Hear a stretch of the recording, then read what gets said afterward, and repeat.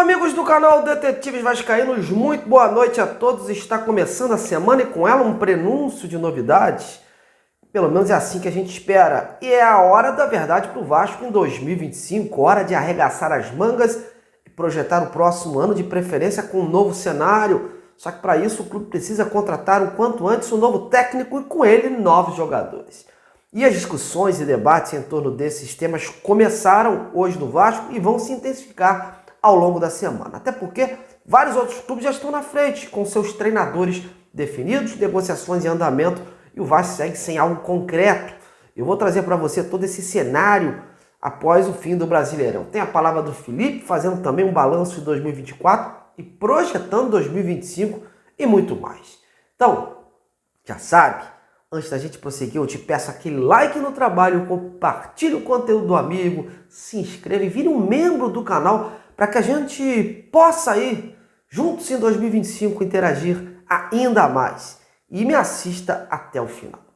Vem comigo nessa, meus amigos. Bom, e o Vasco encerrou ontem a sua participação no Brasileirão 2024, terminando na 10ª colocação com 50 pontos. Ficou a 3 pontos do último clube que garantiu a vaga na pré-Libertadores, que é o Bahia. E com a vitória do Cruzeiro lá sobre o Juventude, não conseguiu fazer com que o time entrasse diretamente na terceira fase da Copa do Brasil. Apenas os 9 primeiros, teriam essa vantagem. O Vasco, na 10ª posição, terá que disputar a Copa do Brasil. Então, desde o início, pegando aqueles times mais fracos, mais inferiores, e trazendo com isso mais desgaste à equipe com viagens em meio a outras competições. Mas faz parte. Todos no clube estão cientes que o retrospecto do time foi bem abaixo. Óbvio que tem toda essa questão da 777, a crise que se instalou no clube desde a sua saída, via judicial, e com reflexo dentro de campo que culminou com mudanças aí no comando técnico. Mas isso não pode servir de muleta para o ano que o Vasco teve. E agora é o quê? É hora de arregaçar as mangas e projetar um 2025 diferente, errando o menos possível. Pelo menos essa é a promessa do Pedrinho, Felipe e Marcelo Santana. Fazem parte aí da engrenagem do departamento de futebol. Antes da gente prosseguir com esse assunto, vamos então logo ouvir o Felipe, que após a partida contra o Cuiabá ontem, fez um balanço aí da temporada do Vasco e aproveitou para falar também dessa questão de reforços e o planejamento que se inicia desde já. Obviamente, independente de folha salarial, valor, o Vasco nunca pode estar satisfeito na 10ª colocação.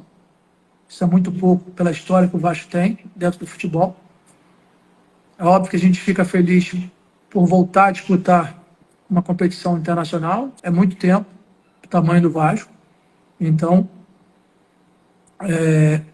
desde a nossa chegada, assim, houve uma evolução. Nos últimos anos sempre foi muito assim, doloroso para o torcedor vascaíno. E sempre, na última rodada, ter que brigar por coisas muito pequenas, de não cair.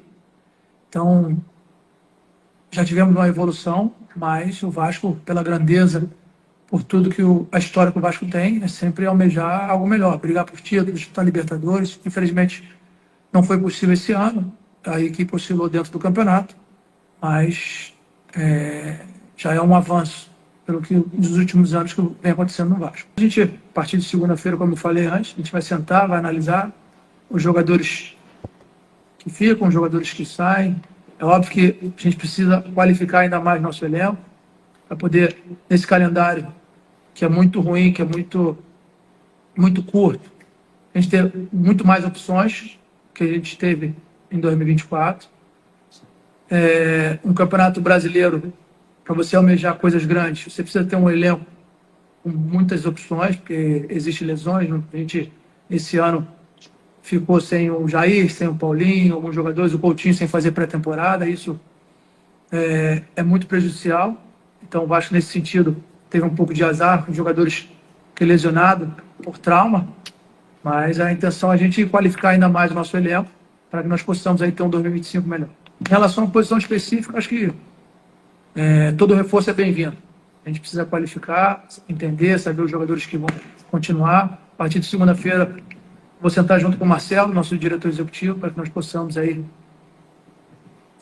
pensar as melhores situações. O mercado já começou a acontecer. É óbvio que a gente não vai fazer nenhuma loucura, Acho que é importante frisar isso. Acho que a gente vai querer contratar jogadores que realmente querem jogar no Vasco, que estejam dispostos a jogar no Vasco.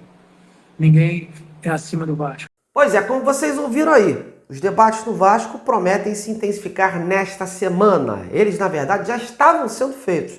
Mas agora, com o Felipe retornando à sua função original de diretor técnico, o diálogo será mais sequencial e produtivo. Uma das primeiras medidas é encontrar o melhor perfil para comandar o Vasco dentro de campo. O Felipe disse ontem que o perfil do novo treinador já está traçado, mas não tem ninguém definido e que a partir de hoje ia começar a acontecer um processo de reuniões para entender qual o melhor nome para que o ano de 2025 seja bem melhor do que foi 2024.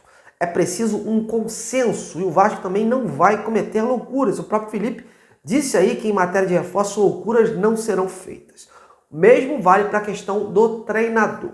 O Vasco esperou o Brasileirão acabar para que pudesse também analisar o cenário atual com os técnicos que saíram de suas respectivas equipes.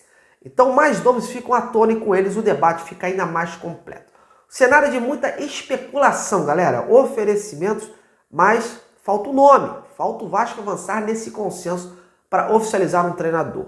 Depois disso, o objetivo é enxugar o elenco, se possível manter os pilares do time, que devem ter outras propostas, e definir as prioridades para a construção de um elenco sólido. Tem muita gente voltando de empréstimo e que não vai ser aproveitado. Caso, por exemplo, do Serginho, do Figueiredo e muitos outros aí que não tiveram espaço nesse ano. Vai lembrar que a limpa no Vasco já começou há 2 rodadas atrás, quando o Galdames, Rojas e o Rossi foram dispensados por não fazerem mais parte dos planos para essa próxima temporada. O Vasco quer se reforçar em todos os setores. Defesa, meio e ataque.